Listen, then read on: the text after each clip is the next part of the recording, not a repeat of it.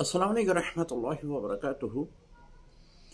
अब्दुल हकीम सवाल पूछते हैं कि मुफ्ती साहब, ख्वाब में कबूतर देखना कैसा है।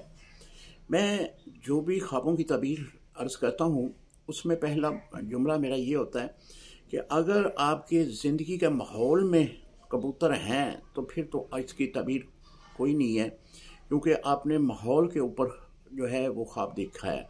अगर ऐसा नहीं है तो फिर कबूतर के देखना जो है ये एक औरत या कनीज़ का देखना होता है।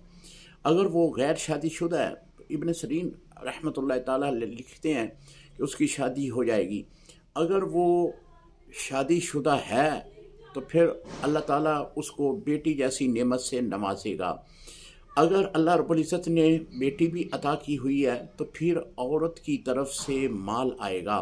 यानी इसमें इब्न सीरीन रहमतुल्लाह ताला फरमाते हैं कि अगर कबूतर के बच्चे देखे हैं तो फिर इसका मतलब है कि औरत की तरफ से माल आएगा।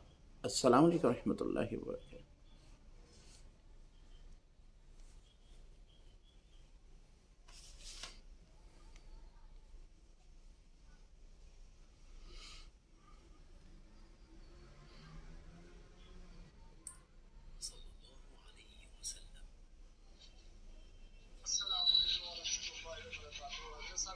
सवाल ये है कि जी अगर मर्द दुनिया से पर्दा कर